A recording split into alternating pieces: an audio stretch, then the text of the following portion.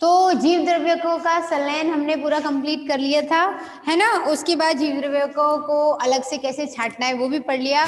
उसके बाद आगे आता है अपना पराग कोश का संवर्धन। पराग कोश क्या होता है वैसे तो पता होगा, सेकेंड ईयर के हो, फिर भी एक बार रिवीजन करवा, ठीक है। ये क्या है, पुष्प का जायाम, है ना, यानी कि स्त्री केसर, ठीक है भाई। इसी को अंग्रेजी में क्या कहते हैं, पिस्टिल, या इसी को क्या कहते हैं, कार्पल। ये क्या होता है, वर्तिकाग्र। क्या है ये, वर्तिकाग्र, वर्तिका का अग्रभाग वर्तिकाग्र, ये क्या है, वर्तिका, ठीक है। सबसे स्टाइलिश वर्तिका किसमें होती है मालूम है, ये वर्तिका को अंग्रेजी में कहते भी स्टाइल है, लेकिन स्टाइलिश मतलब फैंसी, सबसे अच्छी। मक्का देखी होगी ना, मक्का में जो बाल होते हैं रेशमी रेशमी, वो क्या है, स्टाइल है उसकी, मतलब स्टाइल मतलब उसकी क्या है, वो वर्तिका है। उसको आप देखोगे ना तो उसकी कंडीशन ऐसे है, ये तो हो गए भ्रूणपोष, जो भ्रूण बनाएंगे ना तो दाने हुए, ठीक है साहब। ये इसके ऊपर ये सहपत्र लगे रहते हैं, यहाँ पे लगी होती है, देखना कभी ध्यान से देखोगे तो पता चलेगा, एक एक से एक एक निकल रही है वो, एक यहाँ से इस तरीके से बहुत सारी इकट्ठी होकर के हमें इकट्ठी यहीं दिखाई देती है।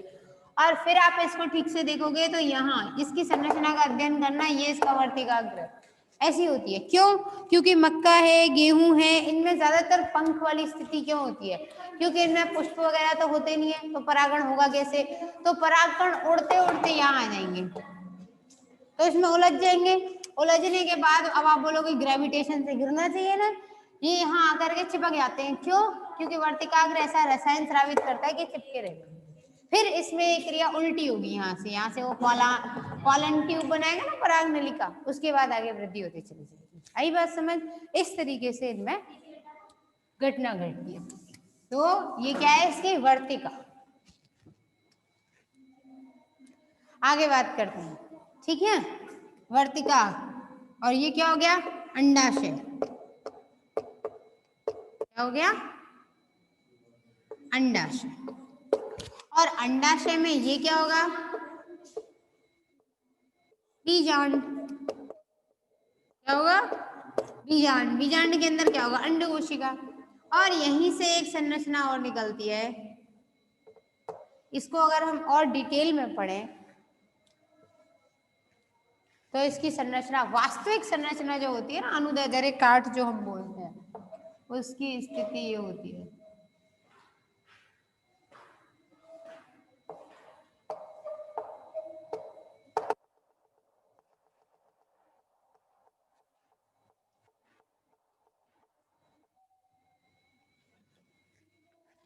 ये क्या है, पराग कोश की अनुदैर्ध्य काट।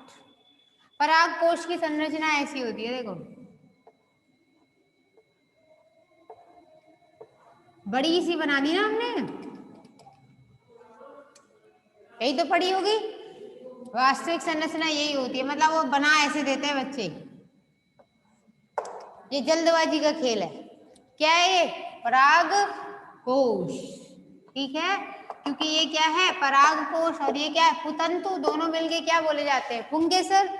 तो इसको ऊपर से ऐसे काट दिया, ये ऐसे होगा ना, चार पालीवत होता है, चार पालियां होती है इसमें ऐसे, तो इसको हमने ये वाला हिस्सा इसका काट दिया, मतलब ऐसे समझो कि ये पूरा पराग कोश है, तो इसको हमने क्या किया, ये काट दिया, टीएस काट दी इसकी, तो हमें केवल ऊपरी भाग गोला गोला ही तो दिखाई देगा, थोड़ा सा टेढ़ा किया तो ये पूरी संरचना दिखाई देगी। तो इसको बोलते हैं क्या, पराग कोश। अब देखो भाई सीधी सी बात है, पराग कोश का संवर्धन कर रहे हैं, तो पराग कोश क्या है तो जनन संरचना, लेकिन पराग कोश की खास बात क्या होगी, पराग कोश में केवल नर गुणसूत्र होंगे, मतलब क्या हो गया, उसमें नर संरचना बोली जाती है ना वो, तो नर संरचना के अंदर गुणसूत्र का मतलब तो ये होगा कि इसमें कैसे बने होंगे, पराग कोश के अंदर, पराग कोश खुद क्या है, द्विगुणित प्रकार का है, मतलब आधे उसमें मादा के गुणसूत्र है और आधे नर के। कहां से आए ये तो संरचना ही नर है, फिर इसमें मादा संरचना कहां से आई। देखो भाई, एक पौधा बना किससे, बीज से, ऐसे समझो, यहां से परागकण निकला, यहाँ मिला, ये बीज बन गया, बीज बना, निषेचन के बाद अब ये बीज में क्या होगा बताओ, इसमें तो नर और मादा दोनों की संरचना है कि नहीं है, तो ये तो दोनों की संरचना है। अब इसने यहाँ प्रांकुर से प्ररो बनेगा, मूलांकुर से मूल बनेगी। अब ये ऊपर बनने लग गया, तो बनने के बाद क्या होगा बताओ, ये पूरा का पूरा पौधा बनेगा ना। फिर इसमें ये टहनियां वगैरह हो गई, ये पत्ती वगैरह हो गई, वो एक अलग कहानी है। ठीक है, अब फिलहाल के लिए इतना समझ लो। इसने यहाँ पे जाकर के एक at the point last and finally इसने फ्लावर बना दिया ये। ठीक है, तो फ्लावर की स्थिति क्या होगी, ये बाह्य दल है ना, ये दल, और दल के बाद ये पुंकेसर, और ये क्या आया इसमें, इस तरीके से है पूरा फूल। तो इसमें इसी से तो बनाए हैं, तो इसमें तो आधे नर और आधे मादा के गुण थे कि नहीं थे। अभी तक तो यही है स्थिति, अभी तक तो हम इसी की तो घटना पढ़ रहे हैं पूरी। अब ये अर्धसूत्री विभाजन करेगा, अभी थोड़ी ना किया है। यहाँ ये पराग पुटी बोली जाती है, ये जो हिस्सा है इसे क्या बोलते हैं, पराग पुटी। ये पराग पुटी अर्ध, इसमें कोशिकाएं होंगी, वो कोशिकाएं अर्धसूत्री विभाजन करेंगी, तब 4 अलग अलग पराग कण बनेंगे। अब हुआ ये पूरी तरीके से नर संरचना वाली स्थिति इसमें, क्योंकि गुणसूत्र तो इसमें आधे आधे यहाँ से शुरू से आ रहे थे, तो ये भाग तो पूरा 2n ही रहेगा ना, तो आधे नर के और आधे मादा के गुण तो है उसमें। बस अब क्लियर हुआ कॉन्सेप्ट। हाँ अब ठीक है भाई, कोई डाउट हो तो पूछ लेना। आगे बात करते हैं। अब इस पराग कुटी में कोशिकाएं, वो तो हो गई क्या, पराग कण जो बनेंगी, पराग कण। लेकिन हम पहले क्या पढ़ेंगे, पराग कोश का संवर्धन, फिर पढ़ेंगे पराग कण का संवर्धन। ठीक है ना, और भ्रूण का और बीजांड का भी पढ़ेंगे। भ्रूण कहाँ बनेगा, ये बीज सीधे ही नहीं बन जाएगा, ये बीजांड है, पूरा का पूरा बीजांड है। इस बीजांड की संरचना थोड़ी सी समझा देती हूँ। ये तो होता है बीजांड ग्रंथ, क्या है ये दोनों क्या हो गए, कवर, कवर को क्या कहते हैं, अध्यावरण। ठीक है, ये क्या हो गया, भ्रूण कोश है। अभी इसके अंदर अंड कोशिका होगी।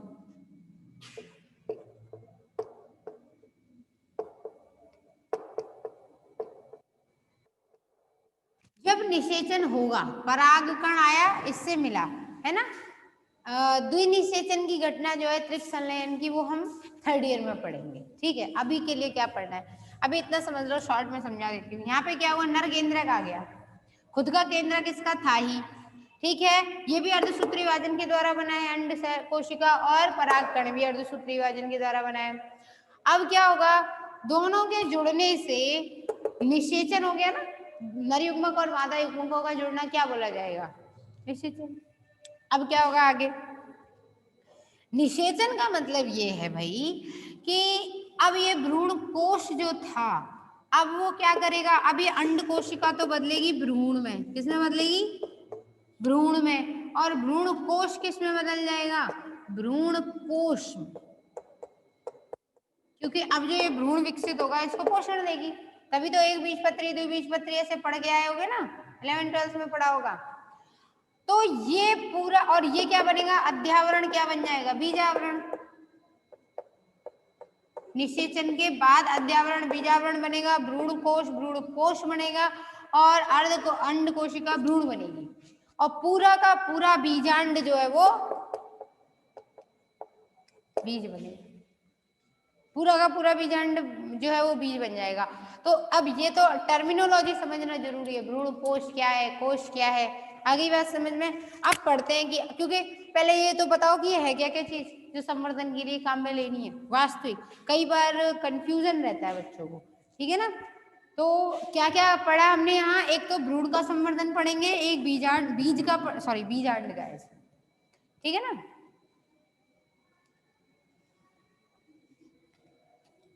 भ्रूण का पढ़ेंगे, बीजांड का पढ़ेंगे, और पराग कोश का पढ़ेंगे, 3 चीजों का संवर्धन पढ़ेंगे। ठीक है, अच्छा एक बात बताओ, भ्रूण कैसी संरचना है, द्विगुणित।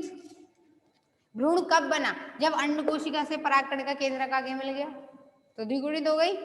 बीजांड क्या है? बीजांड किसमें से बना? अंडाशय के अंदर बना ना। तो अंडाशय पहले, अंडाशय भी तो कैसे बना? इस बीज से ही तो बना है ये।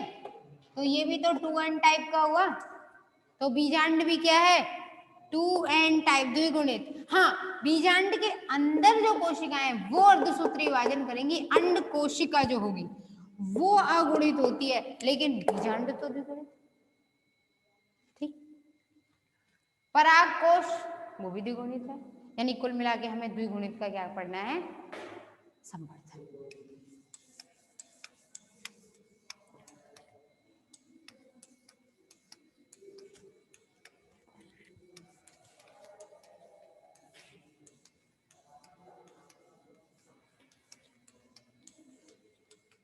ये चीजें समझना जरूरी होती है। एक बार, कई बार ऐसा हो जाता है कि पीएचडी की थीसिस चल रही है, आपने सारा पूरा उसका कर दिया एक्सपेरिमेंट, लेकिन लास्ट एंड फाइनली क्या हुआ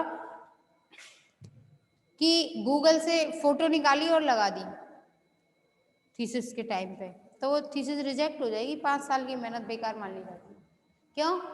वो फोटो उसका ही होना चाहिए जिस पर आपने एक्सपेरिमेंट किया है। कई बार मिलता जुलता चीज लगा देते हैं, जैसे भ्रूण, भ्रूणपोष, बीजांड, आपको बताया नहीं ना तो आप एक दिमाग में पिक्चर बना लोगे, क्योंकि आपने फर्स्ट ईयर में तो पढ़ा नहीं है, ये पढ़ा है आपने 11th और 12th में, कभी पढ़ा होगा। तो वो चीज कहीं ना कहीं अब कितना पुराना बात हो गई, कुछ चीज दिमाग में ट्रिगर की तरह लगे रहेगी। हाँ ठीक है, भ्रूणपोष होता है, ठीक है। बच्चे कई बार दिमाग नहीं दौड़ाते कहाँ क्या कैसे, तो इसलिए कई बार पूरा कॉन्सेप्ट तक अंदर जाकर के पढ़ना पड़ जाता है उसको। आज का हमारा अब टॉपिक पढ़ते हैं, हमें पढ़ना क्या क्या है। पराग कोश संवर्धन। तो पहले पराग कोश का संवर्धन पढ़ेंगे, फिर भ्रूण और बीजांड का पढ़ेंगे, और उनका उपयोग क्या है वो सब पढ़ेंगे। अच्छा भाई, ये समझ लो, भ्रूण और बीजांड इनका भी संवर्धन पढ़ेंगे, है ना। भ्रूण और बीजांड का संवर्धन। भ्रूण और बीजांड में, भ्रूण जो है, भ्रूण को क्या कहते हैं अंग्रेजी में? एम्ब्रियो। और भ्रूण विज्ञान को पूरे को क्या कहेंगे? एम्ब्रियोलॉजी। वेरी गुड, एम्ब्रियोलॉजी, या हिंदी में क्या कहते हैं उससे? भ्रूणिकी। ठीक है। अब सीधी सी बात है, भ्रूणिकी या एम्ब्रियोलॉजी जो है इंडिया में किसने स्टेबलाइज की है? राजस्थान के ही है ना, जयपुर से प्रोफेसर पंचानन माहेश्वरी जी।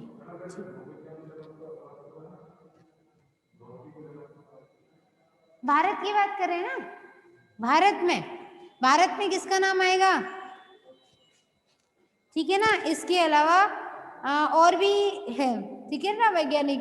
तो कुल मिला के हम भारत की बात करें तो एम्ब्रियोलॉजी, प्लांट एम्ब्रियोलॉजी, एनिमल नहीं, प्लांट एम्ब्रियोलॉजी के जो फादर बोले जाते हैं इंडिया में, है ना। तो father of plant embryology,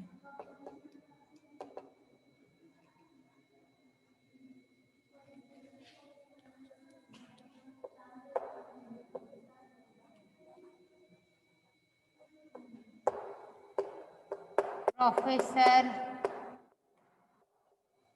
Panchanan Maheshwari. ठीक है, तो ये नाम आपको याद होना चाहिए क्योंकि भारत की बात है, ठीक है। और राजस्थान की बात है, राजस्थान के ही हैं। ऐसे कई बार कुछ प्लांट्स मिलते हैं ना, ऐसे एक टेरिडोफाइट का नाम रखा गया तो पंचानन माहेश्वरी जी के ही नाम पर रखा गया, उसके नाम में ना पंचानियसिस इस तरीके से नाम दिया गया है उसको, कई बार देते हैं, ठीक है ना, फेमस जो होते हैं उनके आधार पे या जिसने ढूंढा उसके आधार पे।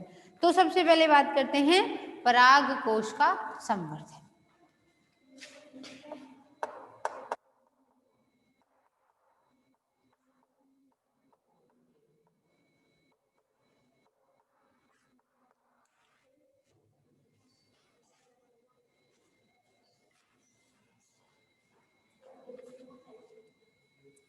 परागकोश के संवर्धन के लिए क्या क्या चाहिए? ठीक है, सबसे पहले तो एक पौधा चाहिए जिसका परागकोश चाहिए, उसके बाद क्या क्या चाहिए? संवर्धन माध्यम चाहिए, ठीक है ना।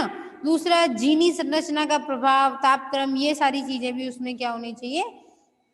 फर्क पड़ता है उनका, जैसे 5 डिग्री सेल्सियस पर 72 घंटे तक रखना जरूरी होता है, ठीक है। धतूरे का परागकोश है तो धतूरे का एक्सपेरिमेंट करने के लिए उसे 25 डिग्री सेल्सियस पर रखना पड़ता है। हर किसी को आप बहुत सारा टेम्परेचर नहीं दे सकते हो एकदम से, ठीक है।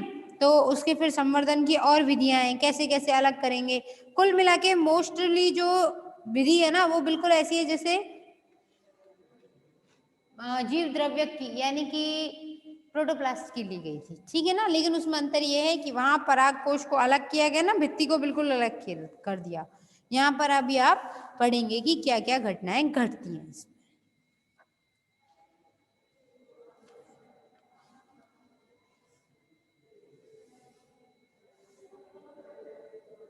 तो इसमें आगे स्टार्ट करते हैं हम इसको, ठीक है ना। सबसे पहले क्या क्या चाहिए, कैसे चाहिए, ठीक है। तो माइक्रोस्पोर अलग चीज है। माइक्रोस्पोर किसे कहते हैं? पॉलन ग्रेन, यानी पराग कण का संवर्धन अलग है और पराग कोश का संवर्धन अलग है, ठीक है। तो पहले पराग कोश की तकनीक पढ़ते हैं।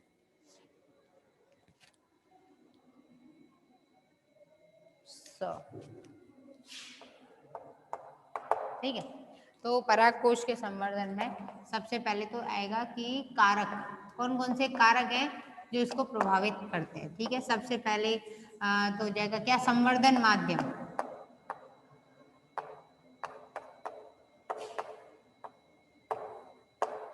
संवर्धन माध्यम। दूसरी चीज क्या चाहिए इसको प्रभावित करने वाले कारकों में? पराग कण की परिपक्वता। क्यों? क्योंकि पराग कोश से पहले क्या करते हैं? कैलस बनाते हैं। कैलस बनाने के बाद उसमें क्या होगा? कुछ प्लांटलेट्स विकसित हो जाएंगे, ठीक है ना। सबसे पहले 6 से 12 दिनों तक। क्यों भाई? क्यों? पराग कोश नाम दिया, लेकिन पराग कोश के अंदर होगा क्या? पराग कण। तो पराग कोश के अंतर्गत क्या आ जाता है? पराग कण, ठीक ना। और पराग कण कैसे होते हैं? अगुणित। कैसे होंगे? अगुणित। अगुणित। और जब पराग कोश अगुणित है तो जो नया पादप बनेगा वो भी कैसे बनेंगे?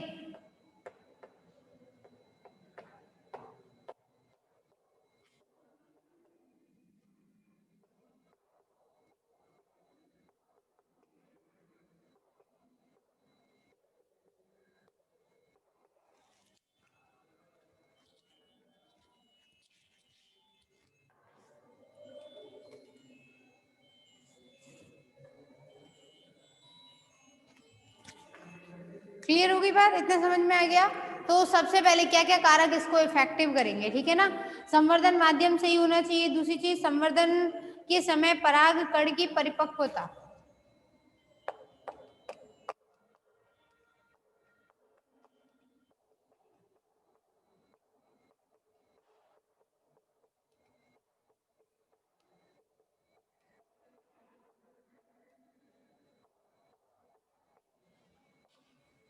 परागकण की परिपक्वता सही होनी चाहिए। परागकण की परिपक्वता का मतलब क्या है? ये पराग पुटी है, इसके अंदर ये पराग कण, यहाँ पे 4 लेयर होती है, पता होगा ना।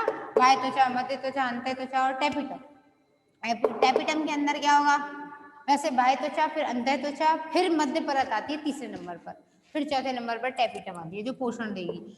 यहाँ पे बहुत सारी कोशिकाएं भरी रहती हैं। इन कोशिकाओं में से एक कोशिका आकार में बड़ी होगी, बड़ी होने के बाद वो विभाजन करेगी, ठीक है। और विभाजन कैसा करेगी? अर्धसूत्री।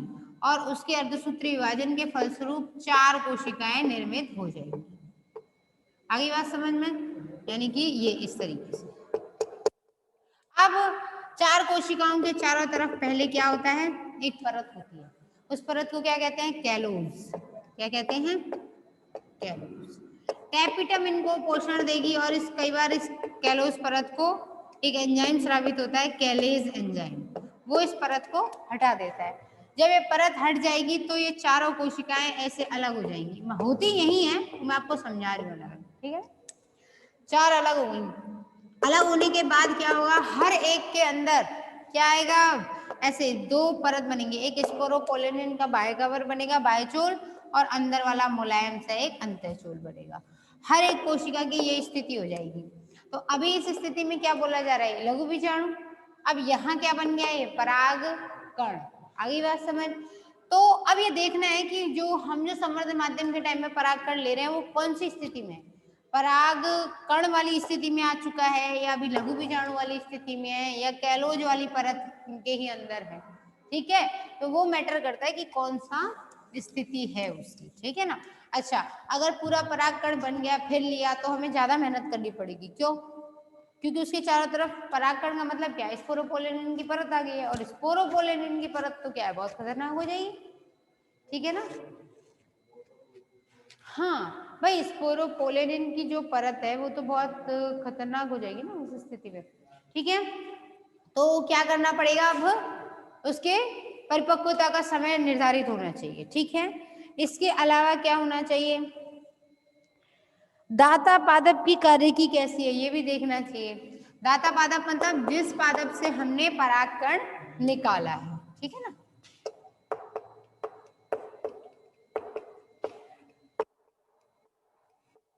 कार्यकी का मतलब क्या है, उसमें कितना जल की आवश्यकता है उसे, कैसे वो फोटोसिंथेसिस करता था, क्या क्या उसमें पोषण माध्यम रहे होंगे, वो सब कुछ। ठीक है, तो वो क्या हो गया उसका दाता पादप की कार्यकी। ठीक है, फिर आगे बात करते हैं, क्या चाहिए, जीनी संरचना।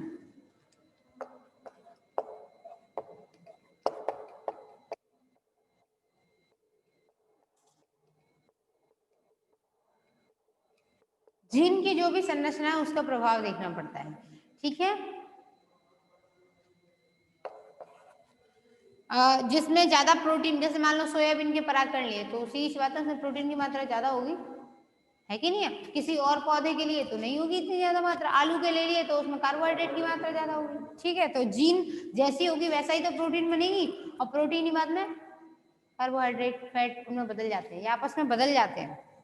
ठीक है, फिर उसके बाद आगे बात करें, क्या जरूरी होता है, तापमान। कौन कितने घंटे के लिए कितना तापमान सहन कर सकता है, ये सारे फैक्टर्स हैं जो काम करते हैं।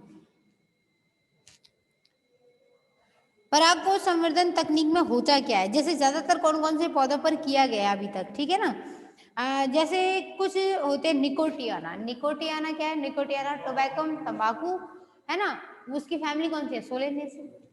इसके अलावा हार्डियन, टिट्रिकम, ये क्या है, पोएसी फैमिली के सदस्य हैं, ज्वार वगैरह ना, जौ वगैरह। और टिट्रिकम एस्टिवम तो गेहूं है। तो इनमें बड़े बड़े परागकण होते हैं और उनमें ज्यादा मात्रा में मंड यानी कि स्टार्च, कार्बोहाइड्रेट होती है। ठीक है ना। कुछ पौधे हैं जिनमें परागकण छोटे होते हैं और उनमें स्टार्च की मात्रा कम होती है। ठीक है, और जिनमें स्टार्च की मात्रा कम होती है उन्हें क्या कहते हैं, एस पार्टिकल, एस कण। ये याद रख लेना, ये कुछ छोटे छोटे टर्म्स हैं। जैसे जो पादप हैं उनके अंदर दो स्थितियां हैं, कुछ में, एक मिनट, अधिक मंड होगा और कुछ में कम मंड होगा। किसमें, पादप के पराग कण में। तो जिनमें मंड की मात्रा कम होती है उन्हें लिया जाता है तो उन्हें क्या कहते हैं, एस कण। ठीक है, अब आप लोग रिजॉइन कर लीजिए।